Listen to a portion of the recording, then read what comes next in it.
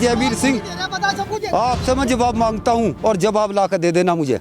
भ्रष्टाचार इस सरकार से ज़्यादा किसी गवर्नमेंट ने नहीं किया आज तक। दूसरा, आप ये कैमरा इस जमीन पर लगा के देखो किस तरह यहाँ पत्थर बिखरे पड़े फील्ड के, जो मैं सबूत यहीं दे रहा। और इसका बजट पूछ लो कितने करोड़ का, कितने लाख का हुआ, और इसमें 10% हिस्सा भी नहीं लगा। अब आप एक बात बताओ, पेपर लीक का मामला, सारे युवा सड़कों पे, जयंत चौधरी का एक भी बयान आया हो? इन जागतों को सांडों की तरह घुमाओगा सड़क पे हो, जो किसान छोड़ रखे इन्होंने गाँव में, गेहूँ कहाँ से लाओगा जो उनसे फ्री में बैठ रहा है। पूछ रहे कि आप तो किसानों के साथ रहना चाहिए था, दिल्ली में किसान बैठे हैं, आप यहाँ पर जो है पार्टी के साथ में गठबंधन करके बैठ गए सत्ता के साथ। जयंत चौधरी ने बहुत ही अकलमंदी का काम किया। 2013 के दंगे में जो समाजवादी पार्टी हमारे समाज को एक विशेष वर्ग से पिटवा कर छितवा कर, माननीय प्रधानमंत्री जी की योजना थी फार्म मशीनरी बैंक योजना, जनपद मुजफ्फरनगर बीजेपी के बड़े लीडरों के नाम आज भी टाइटल इशू हो रहे, मेरे पास सूची 23 लोगों की। प्रधानमंत्री से जाकर आप लोग पूछो, क्योंकि हमें तो वे जवाब देते नहीं। अब आपने MSP पे कमेटी गठित करने का वादा किया था। देखिए, राष्ट्रीय लोकदल जी से तो मैं ये कहना चाहता हूँ, चौधरी चरण सिंह जी की आत्मा उस दिन रो रही थी जिस दिन जयंत सिंह जी को। नमस्कार, स्वागत है आपका न्यूज 80 पर। मैं हूं आपके साथ राहुल राणा और आज पश्चिम उत्तर प्रदेश के मुजफ्फरनगर लोकसभा सीट पर इस वक्त मैं मौजूद हूं। आज माहौल क्या है, क्योंकि मुजफ्फरनगर लोकसभा सीट पर समाजवादी पार्टी ने प्रत्याशी हरिंदर मलिक को बनाया है। उधर भारतीय जनता पार्टी की ओर से अभी कोई प्रत्याशी सामने नहीं आया और BSP की तरफ से भी अभी कोई नाम सामने नहीं आए। लेकिन इस चुनाव में मुजफ्फरनगर की जो सीट है वो काफ़ी अहम सीट है।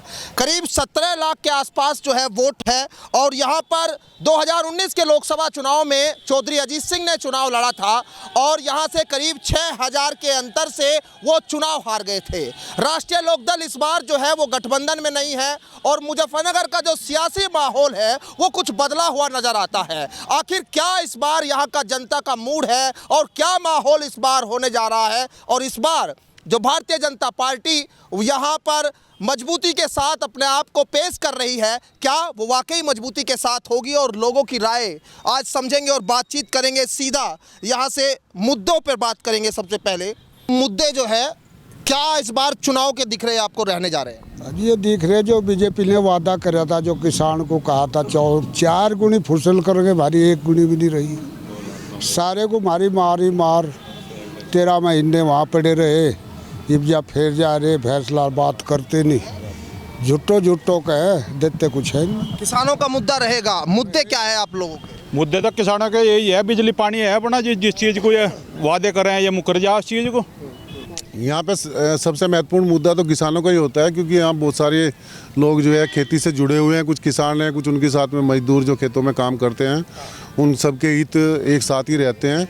तो मेन मुद्दा तो किसानों का ही होता है और यहाँ पे ऐसे नेता को लोग सपोर्ट करेंगे जो जिसकी कथनी और करनी में अंतर ना होता हो, जो कहता हो उसी पे रहता हो अपनी बात पे, उसके अपने एक मूल्य हो जीवन के कि हमें करना क्या है, किस चीज़ की लड़ाई लड़नी है।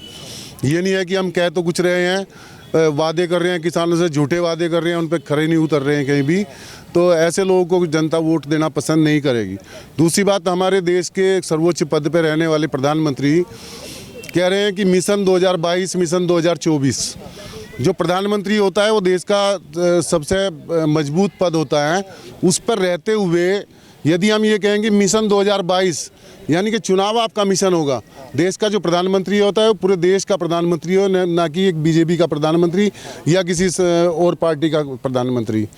वो केवल पूरे देश का प्रधानमंत्री होता है। पूरे जनता के हित की बात करनी चाहिए, उसको मिशन बनाना चाहिए। बेरोजगारी हटाओ मिशन, गरीबी हटाओ मिशन, किसानों की उपज बढ़ाने का मिशन, उनकी आय दोगुनी करने का जो वादा किया था उसका मिशन होना चाहिए। और देश के सर्वोच्च पद पर हम रह के कह रहे हैं कि 2024 हमारा मिशन है। इसका मतलब आप केवल चुनाव जीतने के लिए यहाँ राजनीति में आए हैं। तो मिशन जो है भाजपा जो लेकर चल रही है उससे भी कहीं समझ रहे हैं।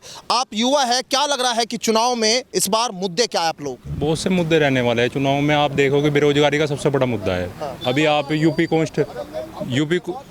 कांस्टेबल का एग्ज़ाम हुआ, वो भी लीक हो गया, और वो भी लीक हो गया। अभी यूपी कांस्टेबल का एग्ज़ाम हुआ, आरओ का एग्ज़ाम हुआ, वो भी लीक हो गया एग्ज़ाम। इससे बेरोजगारी बढ़ेगी और भी। और दूसरा आप देख रहे हो अब चुनाव के इसमें कि दल बदल चल रहा है कि इलेक्शन आते ही पार्टी के नेता इधर से उधर हो रहे कि पैसे खरीद में चल रहा है। इसमें बहुत से मैटर है। और हमारी जो ये बेल्ट है मुजफ्फरनगर वाली, ये किसान से रिलेटेड बेल्ट है।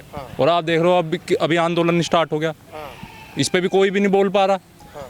विपक्ष को जो विपक्ष में बोल रहा है सही, उस पर ईडी बिठा देते हैं। पेपर लीक भी मुद्दा है, क्या मुद्दे आप लोगों के बीच? भाई सबसे पहले तो हमारा मुद्दा है पेपर का, जो इन नौजवानों की भर्ती काटी थी। आज से पहले किसी सरकार में कोई मुद्दा लीक या कोई कागज लीक हुआ ही हुआ क्या? हम तो मोदी जी से पूछना चाह रहे, इन जागतों को सांडों की तरह घुमाओगा सड़क पे हो? जो किसान छोड़ रखे इन्होंने गाँव में, गेहूँ कहाँ से लाओगा जो उनसे फ्री में बैठ रहा हो? जब ये गेहूँ होने के नहीं किसानों का, किसानों को इन्होंने वहाँ लाठी छेड़ रहे हैं। बताइए आप ही, माननीय मोदी जी से पूछ रहे हम, माननीय मोदी जी से ही पूछ रहे। पब्लिक नहीं तो चुन के भेज जाओगा वहाँ, यही नहीं पहले लाठी बरसा होगा। नाच तो हम पैदा कराए, मोदी जी कराए, और हमारे ही नाच से फ्री में बैठ रहा है। विदेश से लाओगा, जहाँ से लाओ तो वहाँ तो युद्ध चल रहा, वहाँ तो नाच होता ही नहीं। पता हुआ है क्या वहाँ नाच? देश को कर्जे में डाल रहे हो आप ही। बताओ कांग्रेस के राज में हमारे देश पे कितना कर्जा था, और आज ही बताते हो कितना कर्जा है हमारे देश पे। अपने घर से थोड़ी बैठ रहा है पैसे। हर आदमी को 15-15 लाख देने का वादा करा था, कहाँ गए वादे इसके? सारे खोखले वादे हैं। तो वादे जो है खोखले हैं। क्या जनता का है मूड, एक बार समझ लेते हैं। आप राष्ट्रीय लोकदल से है, आप तो अब आप आ गए, अच्छा हुआ, थोड़ा डिबेट पे बात करने का अच्छा माहौल बनेगा। अब गठबंधन में थे अब तक समाजवादी पार्टी के साथ, सपा ने हरिंदर मलिक को चुनाव में लड़ा भेज दिया। अब आपका क्या स्टैंड है? हमारा स्टैंड तो हमारे नेता ने क्लियर कर दिया, हम भारतीय जनता पार्टी के साथ जा रहे हैं। और अभी सीटें डिक्लेयर हो जाएगी, उसके बाद तैयारी करके लड़ेंगे भी चुनाव। और मुद्दे क्या? मुद्दे तो हमारे रहेंगे, किसानों मजदूरों की लड़ाई के, युवाओं के, बेरोजगार के भी तो चलते रहेंगे। हम बाहर से कर रहे थे, अब अंदर से सरकार के सुझाव के साथ उसे मुद्दे को हल कराएंगे। पूरी मेहनत करेंगे हल करने के लिए। तो आप भी दोनों एक ए बी टीम हो गई फिर तो? ये भी टीम कहाँ हो गई हमारी अलग? ये बाहर से करेंगे, आप अंदर बैठ। देखो एक बात, जनता के मुद्दे है वे तो बाहर से रहो अंदर से रहे। जो हमारे मुद्दे वे तो रहेंगे ही। जिन मुद्दों हम राजनीति कर रहे हैं उनसे बाहर थोड़े जाएंगे हम। जयंत चौधरी ने ये कहा कि भाई जो अग्निवीर है मैं उसे सत्ता में आता हूँ उसे ख़त्म करवा दूंगा। चलो अब आप एक बात बताओ, पेपर लीक का मामला, सारे युवा सड़कों पे, जयंत चौधरी का एक भी बयान आया हो? कहाँ है? इतने किसान हो गए। आरएलडी का मकसद, आरएलडी नाम क्यों रखा था चौधरी साहब ने? इसीलिए तो रखा था भाई किसान मजदूर के संघर्ष की पार्टी है यार, कि संघर्ष करेंगे हम सड़कों पे करेंगे। आप देखिए पेपर लीक पर एक बयान नहीं आया नेताजी का। हमारे नेताओं का बयान है। हमारे तो पार्टी के वहाँ डिबेट में बैठे थे हमारे अग्रवाल जी, उन्होंने भी बयान दिया है, बात नहीं है। पेपर लीक पे दिया है। आप डिबेट नहीं देखी होगी इन लोगों ने, तो दिया है, ऐसी बात नहीं है। क्या बयान दिया बता दीजिए ना। जनता ने कहा कि भाई जिन लोगों ने वो करा उन पर कार्रवाई करनी चाहिए, और सरकार को ऐसा नहीं करना चाहिए कि बार बार पेपर लीक होते हैं। तो हम लोग भी सरकार के इन बातों के पक्ष में नहीं है कि युवाओं को और बेरोजगारों को दिक्कत होगी। ठीक है नहीं जी? आप ठीक है। अभी चलिए आपसे बात करेंगे, आराम से सुन लीजिए, एक एक करके चिल्लाइए मत। क्या मुद्दे आप लोगों के बीच? हमारा मुद्दा तो भारतीय जनता पार्टी का डबल इंजन की सरकार यहाँ देश में चल रही है। पूरे उत्तर प्रदेश में इसे भयमुक्त बनाने का काम भारतीय जनता पार्टी की सरकार ने किया। गन्ने का पेमेंट जो हमारे किसानों की मूलभूत समस्या थी, उसका भुगतान समय से हो रहा। और चारों तरफ आप देखिए विकास की गंगा बह रही है। चारों तरफ सड़कों का निर्माण, और हमारी महिलाएं सुरक्षित, हमारा किसान सुरक्षित, व्यापारी सुरक्षित। पहले क्या होता था, इसी गवर्नमेंट कॉलेज ग्राउंड के आसपास जब हमारी महिला सराफे बाज़ार से कोई चैन खरीद कर लाती थी, तो कोई ना कोई आदमी ऐसे चैन झटक कर भाग जाता था। आज पिछले 7 साल के अंदर, 8 साल के अंदर कोई भी इस तरह की अप्रिय घटना नहीं हुई। और जहाँ तक पेपर लीक होने की बात है, शासन प्रशासन पूरी तरह से मुस्तैद है, और एसटीएफ बना दी गई। अब जो परीक्षाएं होनी हैं उसमें भी उन पर पूरा ध्यान रखा जाएगा। दूसरी चीज़, कुछ लोग इस सरकार को बदनाम करने के लिए जो साल्वर गैंग के लोग पकड़े गए हैं, उनकी भी जांच कराई जाएगी कि वो किस पार्टी से ताल्लुक रखते हैं। ये भी विपक्ष वाले हैं क्या? मैं ये नहीं कहा, मैं ये नहीं कहा कि विपक्ष ने कहा ना किस पार्टी से ताल्लुक। हाँ, किस पार्टी से ताल्लुक रखते हैं कि इस सरकार को बदनाम करना चाहते हैं। अच्छा, सरकार ने बहुत काम कर दिया भाई साहब। देखिए सरकार ने बहुत काम कर दिया नेताजी। अब कह रहे, देखिए राष्ट्रीय लोकदल वाले भी कह रहे हैं कि अब सरकार में बैठ के काम करेंगे। देखिए, राष्ट्रीय लोकदल जी से तो मैं ये कहना चाहता हूँ, चौधरी चरण सिंह जी की आत्मा उस दिन रो रही थी जिस दिन जैन सिंह जी को पुलिस लाठी चार्ज हो रहा था, और चौधरी चरण सिंह जी की आत्मा उस दिन रोई जिस दिन किसानों के मुद्दे छोड़ करके भारतीय जनता पार्टी के साथ समझौता कर लिया। लेकिन आपको बताना चाहता हूँ मैं कि किसानों की और चौधरी चरण सिंह की अनुयायी को आगे बढ़ाने का काम हरेंद्र मलिक जी करेंगे, अपने परिवार के साथ लेकर के चलेंगे जो किसान नेता हैं। और रहा मुद्दा तो महंगाई का है, सबसे बड़ा मुद्दा महंगाई का। सिलेंडर कहाँ चला लिया। तो सरकार में कह रहे, देखो भाजपा के समर्थक कह रहे हैं कि छीना छिपटी कम हो गई, रोड सड़कें बन गई, बिजली ठीक हो गई। ये किस मुंह से जाएंगे? कल महावीर चौक पे कह रहे थे महंगाई का मुद्दा है, आज किस मुंह से जनता के बीच जाकर के भारतीय जनता पार्टी की तारीफ करेंगे? कल ये लट खा रहे थे, आज किसानों को छोड़ करके भारतीय जनता पार्टी के साथ जाके चले गए, और किसान आज बॉर्डर पे लट खा रहा है। इनको तो किसानों के साथ रहना चाहिए था। किसानों के साथ रहना चाहिए था। भाई साहब, आपसे सवाल पूछ रहे कि आप तो किसानों के साथ रहना चाहिए था। दिल्ली में किसान बैठे हैं, आप यहाँ पर जो है पार्टी के साथ में गठबंधन करके बैठ गए सत्ता के साथ। देखो, किसानों के साथ आज भी है। अब किसानों की समस्या प्रधानमंत्री से डायरेक्ट करेंगे ना हमारे नेता। एक दो दिनों मुलाकात होने वाली इस आंदोलन के बारे में भी, और जो समस्या चल रही है MSP के बारे में, फसलों के बारे में, सब बातचीत होगी। ऐसे नहीं है अभी आंदोलन खत्म नहीं हुआ है, तो आंदोलन तो चल रहा है और उसकी समस्या हल करने के लिए हमारे नेता मिलेंगे। अगर बात नहीं होती फिर वापसी की कुछ गुंजाइश? बात क्यों नहीं होने की?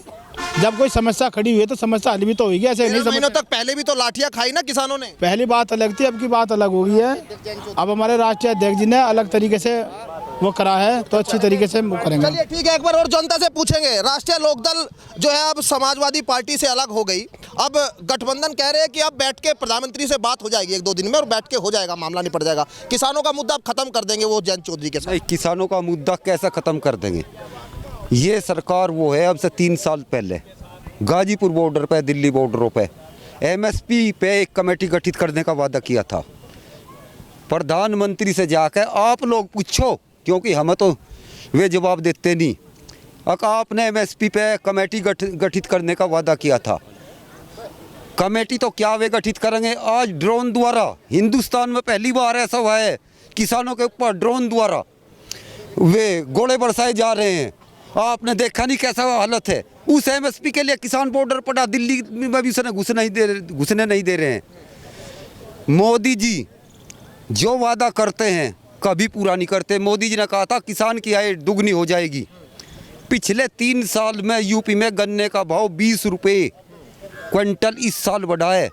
आप एक्यूरेट कैलकुलेट करके देखे होंगे तो 6.5 पैसे प्रति किलो, 6.5 पैसे प्रति किलो किस चीज़ का भाव बढ़ा? मिट्टी भी 6.5 पैसे प्रति किलो से ज़्यादा बढ़ गई।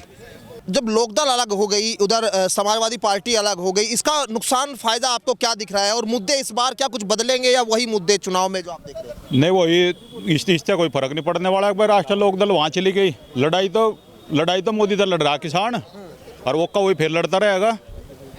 अगर चौधरी साहब को गुड़ की डली दे दी इन्होंने, इससे काम चल जाएगा। चौधरी साहब तो किसानों के भगवान थे, उन्हें तो स्मारक चाह रहा दिल्ली में, अयोध्या से भी बड़ा स्मारक चाह रहा दिल्ली में। देखिए, हमारा सबसे पहला मुद्दा, हमारा 40 वर्षों से जो मुद्दा था, जो बात ये लोग कह रहे, चौधरी चरण सिंह को भारत रत्न मिलना चाहिए। इसी सरकार ने जिस कांग्रेस के साथ ये जाने की बात करते हैं या जिस पार्टी की बात करते हैं, उसी पार्टी ने, कांग्रेस ने चौधरी साहब को एक तरह से बहुमत वापस लिया था।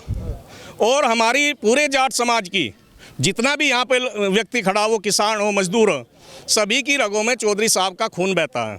और हमारा सबसे बड़ा सपना जो साकार किया नरेंद्र मोदी जी ने किया कि चौधरी साहब को भारत रत्न देकर। दूसरी बात, जयंत चौधरी ने बहुत ही अकलमंदी का काम किया। 2013 के दंगे में जो समाजवादी पार्टी हमारे समाज को एक विशेष वर्ग से पिटवा कर, छितवा कर और हमें अपमानित करना चाहती थी और चौधरी अजीत सिंह की राजनीति को दफन करना चाहती थी, वो गलत जगह थे, वो सही जगह आ गए और अब सही राजनीति होगी। और किसानों की जहाँ तक बात है MSP की, केंद्र सरकार ने 5 फसलों पर MSP की गारंटी देने की बात कही। पूरे जिले में पूरे जिले का सर्वे उठा के देखो, अगर किसी की दुकान पर छप्पर लगा हो, नमूने भरे गए हो, सबकी सेटिंग हो जा।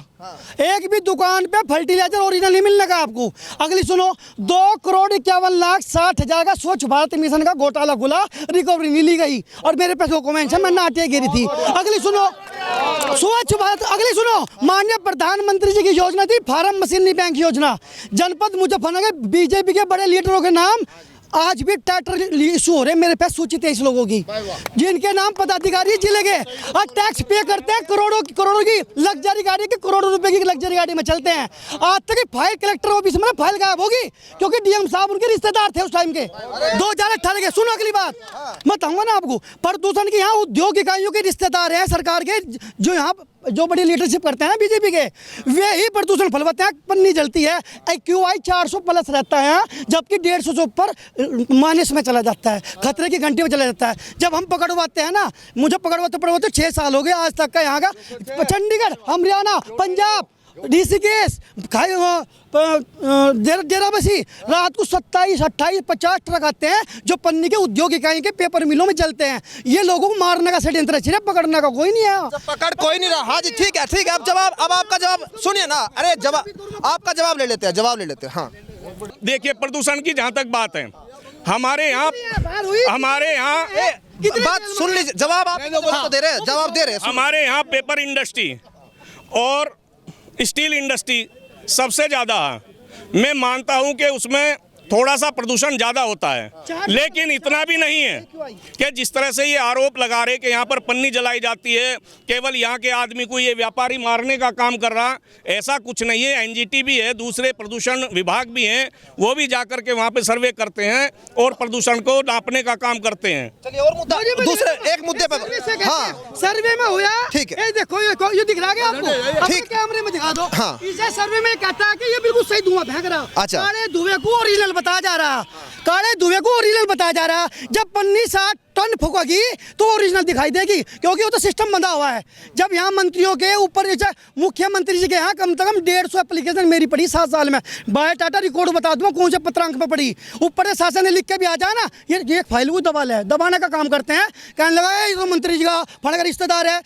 यहाँ के जो प्रदूषण मंत्री है ना, उसकी खुद की एक फैक्ट्री भी लगी, खुद की फैक्ट्री नदी खोल ली अभी, और खाली पकड़ने कौन से मंत्री की? अजय साहब को पता है, प्रदूषण मंत्री KP मलिक है, सबको पता है। अब एक फैक्ट्री नदी खोल ली अभी जानचट रोड पे। अरे यकीन मानको का कैमरे को लेके चलो, अगर अभी न पकड़वा दी, मैंने पन्नी फूकती है। जवाब दे दीजिए। अब कह रहे हैं कि मैं पकड़वाता हूँ, मंत्री जी खुद जो पोल्यूशन कर रहे हैं वो कह रहे हैं।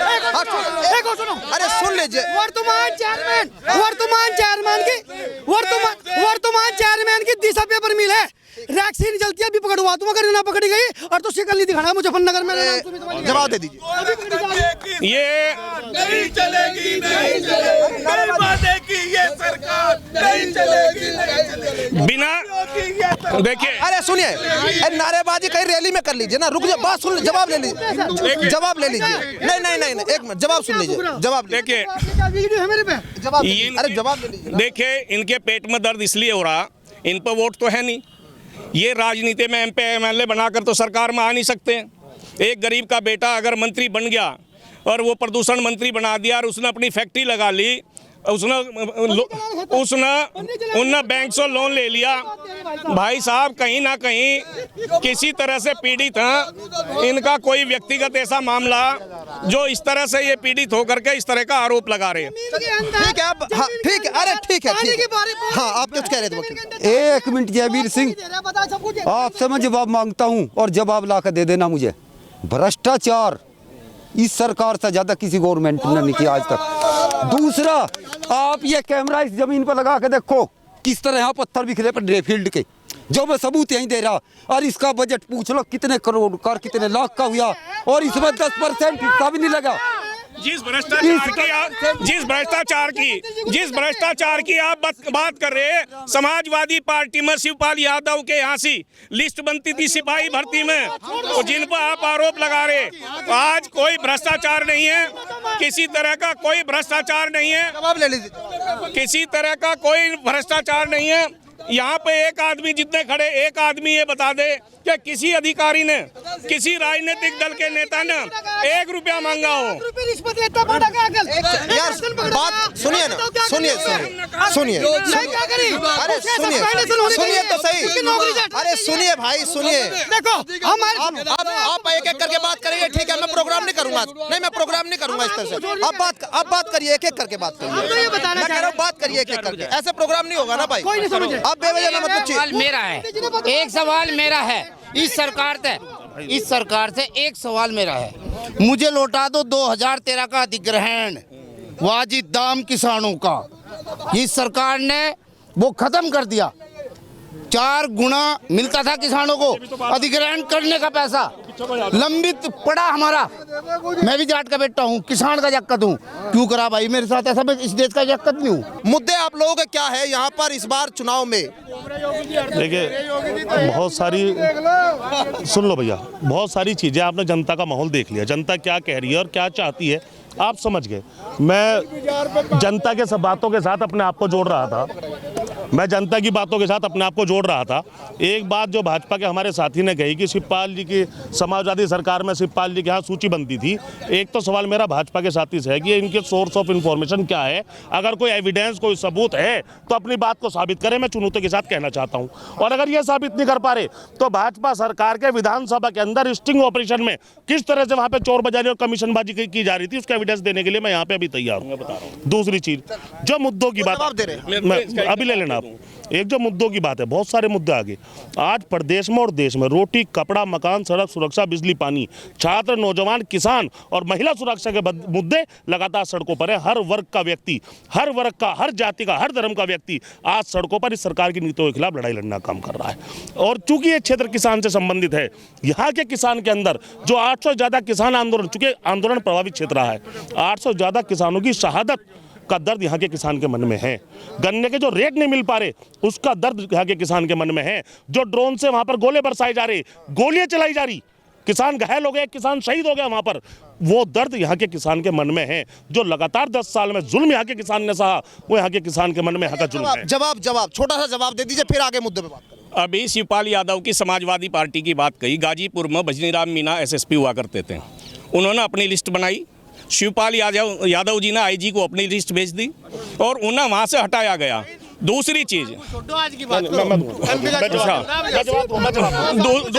वो सवाल जवाब ले लेना पार्टी की। दूसरी चीज इन्होंने फसलों का वाजिब दाम कहा, इन्होंने फसलों का वाजिब दाम कहा, इन्होंने वाजिब दाम की बात कही। अगर कृषि कानून तीनों लागू हो जाते तो आज एमएसपी के लिए किसान को इस तरह से आंदोलन करने की आवश्यकता नहीं थी। हम कॉन्ट्रैक्ट फार्मिंग आज भी करते हैं यहाँ से मुजफ्फरनगर के अंदर। जो गन्ना हम मिल वालों से कॉन्टैक्ट करके हुए हमारा सर्वे करके कितना गन्ना आपके यहाँ, और उस हिसाब से हमें भाव मिलता, हमारा कॉन्ट्रैक्ट फार्मिंग भी है। ठीक है, अब वो मुद्दा तो आप लोगों ने सरकार, आप प्रधानमंत्री ने खुद माफी मांग ली, आप उस बात को क्यों डिफाइन कर रहे हैं? अब प्रधानमंत्री ने माफी मांग ली उस मुद्दे पर। चलिए, ये जीआईसी ग्राउंड है, मुझे याद आ गया, यही जो है जयंत चौधरी जी ने नून वो लोटा डाला था कि भाई जो है अब वोट नहीं डालेंगे भाजपा के लिए, अब वोट जो है किसानों के नाम पर डालेंगे। अब ये जीआईसी ग्राउंड आपको देख के समझ आ रहा है कि कुछ वो बात कैसे अब अपनी जनता के बीच जाएंगे, लोग पूछेंगे कि नहीं आपसे? नहीं तो वोट तो आज भी किसानों के लिए डलेगी भाई, जब वोट डलेगी वो तो आज भी किसानों की समस्या दूर करने के लिए डलेगी। जो लड़ाई लड़ी जाएगी वो किसान मजदूरी की लड़ाई लड़ी जाएगी। ऐसी बात नहीं है सरकार में शामिल होने के बाद हम कोई ऐसा आराम की जिंदगी थोड़े जिएंगे। तो हम तो जो सरकार में शामिल, वो वादा कहाँ गया भाई? जनता पूछेगी आपसे। वो वादा पूरा सुनो, वो वादा जो हम लोगों ने जो वादा जनता के बीच में रखेगा उसे पूरा करने के लिए रखा गया था, पूरा करेंगे, उसमें उसे पूरा किया जाएगा। ऐसा नहीं है कि वादा हमने ले लिया तो पूरा नहीं करने के। लोटे में जो नून डाला था उसका क्या हुआ? नहीं, सुनो मेरी बात, हम बीजेपी के खिलाफ वोट देंगे। देखो क्या कह रहे हैं आप? हम उस मीटिंग में शामिल थे और हमने हाथ उठाया था, हमने बीजेपी के खिलाफ लोटे में नमक डाल दिया, लेकिन हम आज भी बीजेपी के खिलाफ वोट डाल लेंगे। बहुत बढ़िया। आप भूल गए? हम नहीं भूले। हमारी जो अभी समस्या है वो अपना रखी जाएगी। अभी हम लोगों ने शामिल होने की बात करी पर शामिल तो नहीं है ना, तो इसलिए हम लोग जो अच्छी तरीके से हमारे नेता निर्णय लेगा तो कह रहे हैं कि भाजपा के साथ अभी गए नहीं क्या? हमारे जो मेन मुद्दे पे रह रहे हैं, किसान मजदूरों का मुद्दे रह रहे हैं, मुद्दे पे जब जी हाँ बताइए आप बहुत देर हाँ बताइए। यार चौधरी चरण सिंह जी शोषण चल रहा है, हर पार्टी शोषण हो रही। उसके वो था मामला एक तो शिक्षा और चिकित्सालय, 2 मामले थे उसके पूरे होने का बताने बस। शोषण के वादे थे, शिक्षा का वादा था, चिकित्सा का वादा था, 2 वादे शोषण के पूरे हुए। थोड़ा हाँ ठीक है। देखिए, लोकदल नहीं समझौता का, लोकदल के समर्थक जितने चौधरी चरण सिंह के अनुयायी है सब एक साथ हैं, सब भारतीय जनता पार्टी के खिलाफ वोटिंग करेंगे। हम वो अपना परिवार है, सबको हरिंदर में लिख मना लेंगे। चलिए ठीक है। हाँ आप कुछ कह रहे थे? जी मैं कहना चाह रहा था कि लोकसभा चुनाव का मुद्दा चल रहा है और यहाँ से हमारे हरिंदर मिल जी प्रत्याशी हैं, वो किसानों के मजदूरों के नेता हैं और व्यापारी के नेता हैं। पूरा मुसलमान और पूरा जाट मिल के उनको वोट करेगा और अति जितने पिछड़े के वोट हैं वो भी उन्हें वोट करेगा और यहाँ से हरिंदर मलिक जो जिताने का काम हम सब लोग करेंगे। मुसलमान और जाट इकट्ठा होगा वो देखना होगा। लेकिन एक सवाल है मेरा आप लोगों से, भाई राष्ट्रीय लोकदल के साथ गठबंधन था समाजवादी पार्टी का, अब यहाँ मुजफ्फरनगर में लग रहा है कि समाजवादी पार्टी और बीजेपी का तो रहेगा लेकिन रालोद का रहेगा नहीं रहेगा। अगर नहीं रहता वो सिंबल तो किशोर जो आप लोगों का जो वोट है बीजेपी में कन्वर्ट हो जाएगा कि नहीं हो जाएगा? उसका जवाब, हम चौधरी चरण सिंह के अनुयायी हैं, चौधरी अजीत सिंह के अनुयायी हैं।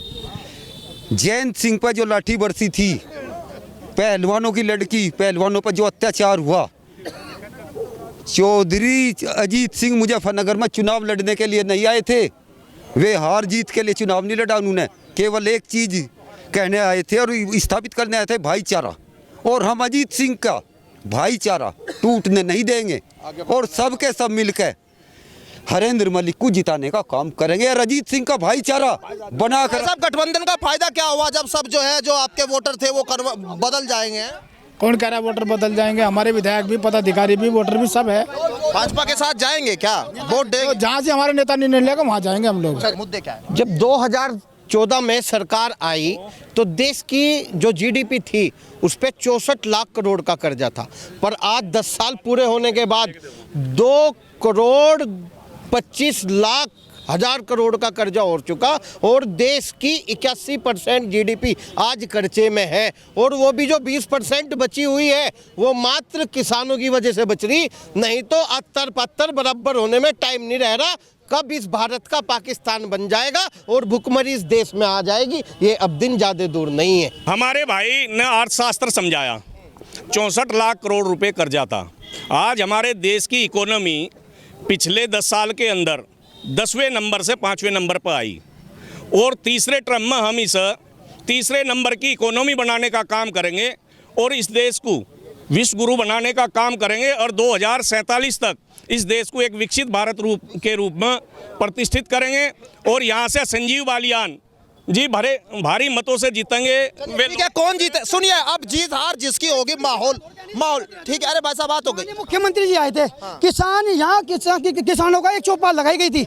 मैंने यहाँ सब कुछ तो फोन करा, मैं किसान का दर्द मैं भी ले रहा, मैं भी छोटे किसान हूँ। तो बीजेपी का प्रोग्राम है, किसानों का प्रोग्राम नहीं है। सबका साथ और सबका विकास की बात हो रही है, लेकिन विकास हुआ कितना? और जहाँ इस बार 2024 के लोकसभा चुनाव में जनता बता देगी। मुजफ्फरनगर का लोकसभा चुनाव इस बार दिलचस्प हो चुका है, माहौल पूरा गर्म है और जहां समाजवादी पार्टी ने प्रत्याशी अब घोषित हरिंदर मलिक को कर दिया, अब ऐसे में बीजेपी किसको टक्कर में सामने लाएगी ये भी अपने आप में एक बड़ा सवाल है। लेकिन रालोद और समाजवादी पार्टी अब अलग है और जो कार्यकर्ता जो वोटर एक साथ मिलकर जिंदाबाद के नारे लगाते थे, आज वो दोनों अलग अलग दिखाई दे रहे हैं। लेकिन क्या वो वोट जो है एक जगह एक मुश्त होकर बीजेपी के पास आ पाएगा, ये भी अपने आप में बड़ा सवाल है। मेरे सहयोगी काव्य के साथ मैं राहुल राणा, न्यूज़ 18 मुजफ्फरनगर।